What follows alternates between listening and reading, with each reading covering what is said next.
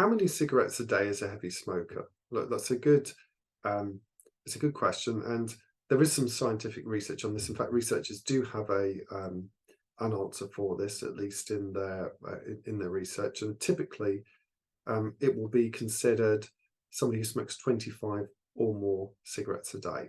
Okay, so heavy smoker is 25 or more a day. So basically, a little bit over a pack. Okay, now that particular subgroup of a population, they place themselves and others who live with them, if they're smoking in the home, at much more risk of the harmful consequences. Okay, that also the people who are least likely to stop smoking, what the researchers called achieve cessation, i.e., to quit smoking by themselves. So um, it's worth just saying a little bit more about this. So we know that heavy smokers are at least in some of the research studies, there'll be the people, they're smokers who smoke 25 or more cigarettes a day. Okay, they're most likely to have harmful consequences because just the sheer volume of cigarettes that they're smoking. Okay, but they have often been neglected in terms of like overall considerations. It's like, in terms of public health policies, they do tend to look at just smokers and stopping smoking. But of course, there is a big difference between somebody who's a light smoker, a kind of a medium smoker, and somebody who's a heavy smoker. Okay, the so-called social smoker, and bear in mind that smoking is pretty antisocial, so it's a bit of a oxymoron. But they're going to be smoking less typically. Okay, so look, compared with lighter smokers, heavy smokers, people who are smoking 25 or more cigarettes a day, they're much more likely to be men. Okay, they're more likely to be age 30 or older. Okay, they're likely to smoke their first cigarette of the day within 30 minutes of waking. It's probably going to be the first thing of the day they do. Their mindset about quitting is very, very hard. It's going to be very, very difficult. They've got little confidence in their ability to quit. They are very likely to smoke the same at work and when they're socializing. So basically, they smoke consistently 25 or more a day, no matter what day of the week it is. They're also less likely to have a job. So it's really, really important because, look, there are as many as 25% of the population, maybe even slightly more, of all cigarette smokers who fall into this category. And so these folk are really, really having huge, huge difficulties. I mean, look, one of the things alone in the UK now, in 2023, it costs on average over £12 for a pack of cigarettes, all right, which means over a year, a person who's smoking a pack a day or a bit more than that is going to be spending £5,000, maybe more than £5,000, so that will be maybe 5 to 6,000, depending on the exchange rate, say 5 or 6,000 US dollars. That'll be a bit more, over in Australia, but in Australia, it's something like $25 Australian dollars for a pack of cigarettes. So you can do the maths on that, 25 times 365, all right? $25 times that, but of course it's going to be more than that if they're smoking 25 or more a day. Some people are smoking 2 packs a day. All right, so that's in the UK here, £10,000 pretty much a year is smoking that. So there's a huge, huge cost here. Okay, so it's really important to remember that this population have been pretty much, they're not typically factored into a lot of public health policies, and yet of course they need extra help.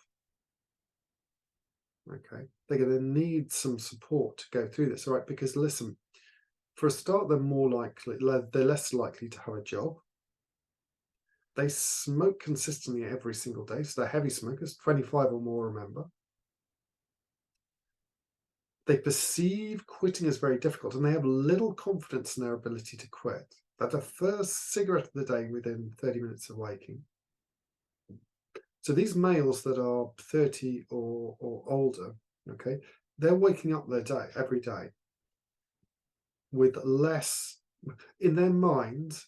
Okay, if they haven't got a job, and they're into their 30s, they're probably going to be feeling like they are not the most successful.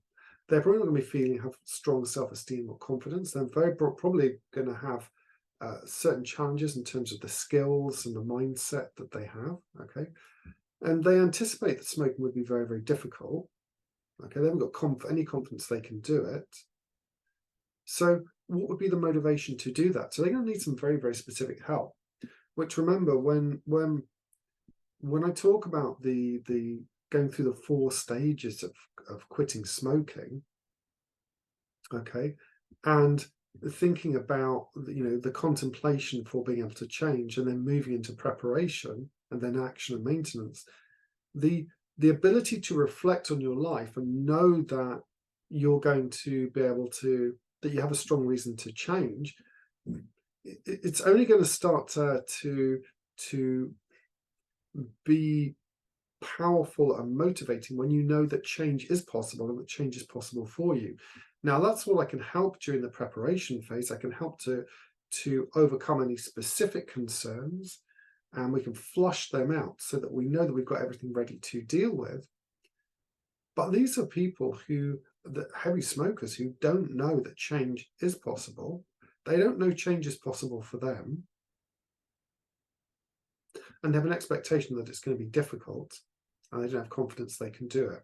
Okay, so this is why it's so important to deal with the subconscious side, the side of anticipation, the side, if you will, the equation, the part of the equation that's to do with expectation, because when that expectation changes, they will be able to transform. Now, with population where you've got obviously problems with high unemployment, then, and other kinds of challenges with that, then there are going to be other things that are going to be needed to put in place. Okay, they may need to learn some extra skills to do that. Okay, but here's the thing: when those people quit, they're going to have so much more confidence that they can that they've achieved something meaningful in their lives. They're not only going to be feeling really good and having been able to make that change and know that they did it, but they're going to have more money, they're going to have greater health, and have more energy. They'll be able to crack on and get more things done. Okay, so it's not going to be this it's not going to be the most straightforward thing, because a public health policy for that particular group is going to need to look at many, many other things that are going to need to be in place. But it's helpful to know, it's helpful to have an understanding of what heavy smokers are, the challenges that they face, the kind of the population and their particular kind of demographic struggles. Okay, and just understand that at the essence of it is going to be a set of expectations about their worthiness in life, confidence, and so forth.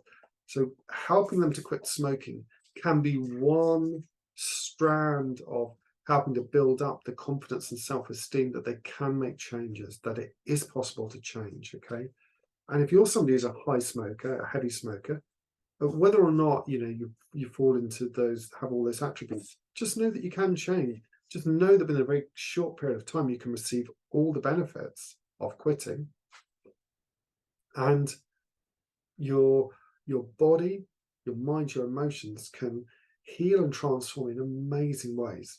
You can feel proud of yourself, and the sense of energy and well-being you have can last and continue to grow for the rest of your life. Because after all, if you can quit smoking 25 or more a day, then what else can you do?